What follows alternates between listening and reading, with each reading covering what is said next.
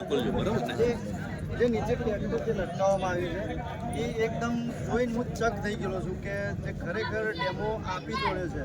જે આખો કૃષિ મેળો હું હાલ ફરીને આવ્યો, પણ મને એક વસ્તુ જબરજસ્ત ગમી છે એટલે હું શેર કરવા માગું છું. એના વિશે આપણે ડિટેલ આમના જોડે જાણી છે આપણે ડિટેલમાં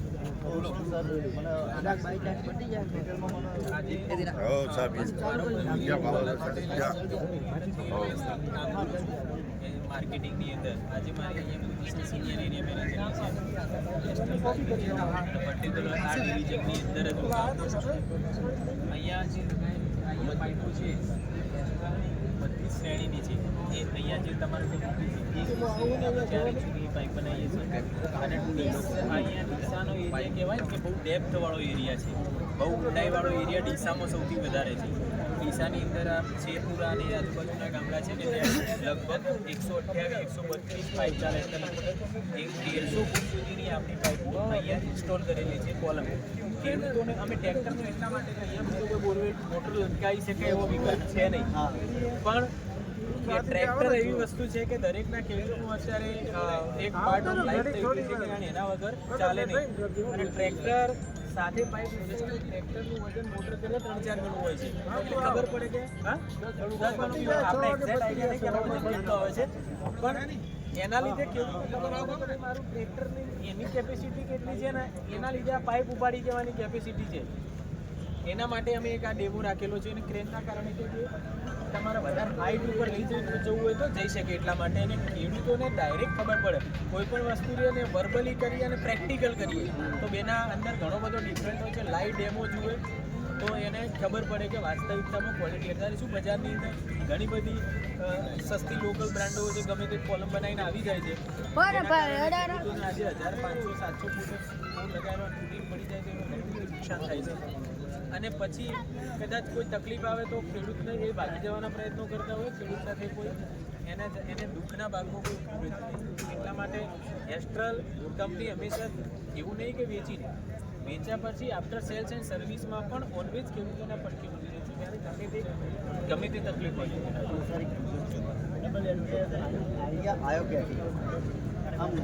આઈડિયા તો ફર્સ્ટ વાર તો અમે અમારા અહીંયા એક અમારા વેપારી છે મેરુચી કરીને એક અમારા અહીંયા ગામ એમનું સરત ગામના, અને અમારી સાથે સંકળાયેલા છે, ઘણા વર્ષથી કામ કરે છે આપણી સાથે.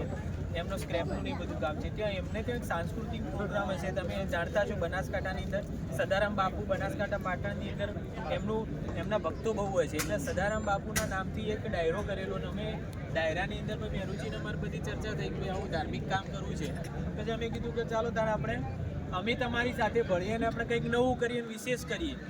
તો અમે એ ડાયરાને આખો સ્પોન્સર અમે કર્યો હતો. એમાં અહીંયા કેટલાક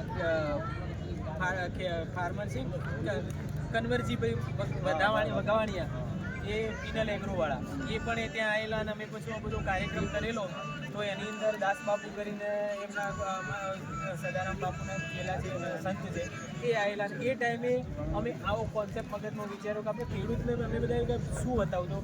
એ પછી અમે વિચાર્યું કે વસ્તુ ઉપાડવી છે ને આપણી પાઇપની સ્ટ્રેન્થ છે, એના માટે મેં ટ્રેક્ટર એટલા માટે લગાવ્યું કે કોલમ પાઇપની વર્ટિકલ સ્ટ્રેન્થ જોઈએ. કોલમ તમે ઘણીવાર અમુક કંપનીવાળા શું કરતા હોય, ટ્રેક્ટરો બે બાજુ લગાવે, પણ ટ્રેક્ટર લગાવવાથી ટાયર ફરી જાય. એનાથી કોલમની જે વર્ટિકલ કોલમને તમારે આડી નથી લગાવવાની, બોરિંગની અંદર લગાવવાની છે. એટલે બોરિંગમાં લગાવ્યું તો એના વજન કઈ રીતે કોલમની અંદર કેવું હોય છે કે તમારે જે બોરના ઉપર લગાવેલી એના વજનની જરૂર ને વજન ઉપરવાળી કોલમ ના આવે. તમે 60 કોલમ લગાવી છે તો 1 થી 5 કઈ એ કોલમના વજન છે ઉપર 60 વાળી ઉપર આવે. એને તમને અમારે બતાવવું હોય બીજું તો બોરમાં તો કોઈને ઉતારી ના શકાય. એટલા માટે મેં આ પ્રેક્ટિકલ ડેમો કરેલો છે.